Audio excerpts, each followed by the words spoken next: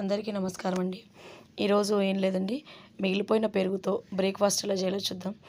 ఏం లేదండి, దీనిలో మనము ఎంత పెరుగు అయితే మనకు ఇంట్లో ఉంటుందో దానికి సరిపడా దీనిలో సన్న రవ్వ, అది 2 ఉప్మా రవ్వని 2 కొలత మీద దానిలో కలిపేసేసుకోండి. ఈ మిశ్రమం రాత్రి కలిపెట్టుకుంటే బావుంటుందండి. రాత్రి కలిపెడితే ఎక్కువ ఉదయం వరకల్లా పిండి బాగా కలిసిపోయి నాని మంచిగా వస్తుందని అనమాట. ఈ పిండితోటి దోసలు వేసుకోవచ్చు. దోసలు లేదంటే పొంగనాలు కూడా వేసుకోవచ్చు. చాలా బాగా వస్తాయండి.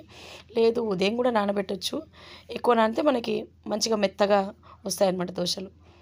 ఆ మిశ్రమంలో కొంచెం సోడా, కొంచెం ఉప్పు వేసేసుకొని కలిపేసుకొని సేమ్ నేనైతే దోసలే వేస్తున్నాను. ఈ విధంగా సేమ్ దోసలే అనమాట. కాకపోతే ఇవి సన్నగా రావు, కొంచెం లావుగా వేసుకోవాలన్నమాట. ఊతప్పంలాగా వస్తాయన్నమాట లావుగా. ఎందుకంటే పిండి గట్టిగా ఉంటుంది కాబట్టి ఈ విధంగా కొంచెం కొంచెం వేసేసి సన్నగా తిప్పేయండి.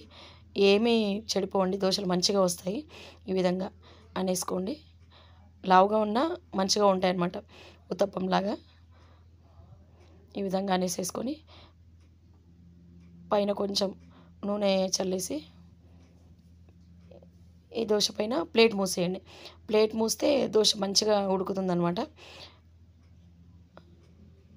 మంచిగా కాలుతుంది, మనకు మెత్తగా మంచిగా అనిపిస్తుందనమాట. చూడండి ఈ విధంగా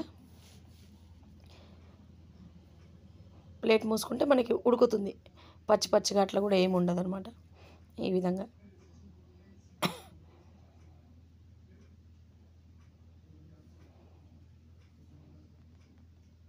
ఈ విధంగా ఒక 10 సెకండ్స్ అట్లా పెట్టి తీయండి. ఇదిగోండి మంచిగా ఉడికిపోతుంది. దాన్ని మళ్ళీ తిప్పి మళ్ళీ వేసేయండి. ఈ విధంగా 2 వైపులా నూనె వేసేసుకొని కాల్చుకోండి. చాలా మెత్తగా బాగా వస్తాయండి. బ్రెడ్ లాగా ఉంటుంది. పిల్లలు కూడా చాలా ఇష్టంగా తింటారు. టిఫిన్లోకి పెట్టినా కూడా బాగుంటుంది. ఈ విధంగా అటు ఇటు మంచిగా బంగారు రంగు వచ్చే వరకు కాల్చుకోండి. చూడండి కాలిపోయింది 2 దిక్కులు మనకి దోశ. ఇది కూడా చూపిస్తాను చూడండి, ప్లేట్లో పెట్టాక చాలా బాగుంటుందండి మెత్తగా.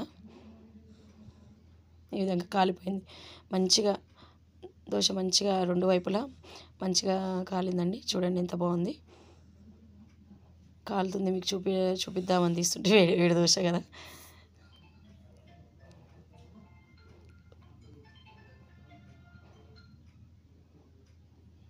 ఈ విధంగా చూడండి బాగుంటుందండి. దీనిలోకి మీరు పల్లీ చట్నీ పెట్టుకోవచ్చు, పల్లీ పొడి వేసుకొని తినొచ్చు. ఏదైనా బాగుంది. చూడండి సేమ్ బ్రెడ్ లాగానే స్మూత్గా చాలా బాగుంటుందండి. పిల్లలు చాలా ఇష్టంగా తింటారు టిఫిన్ టైంలో.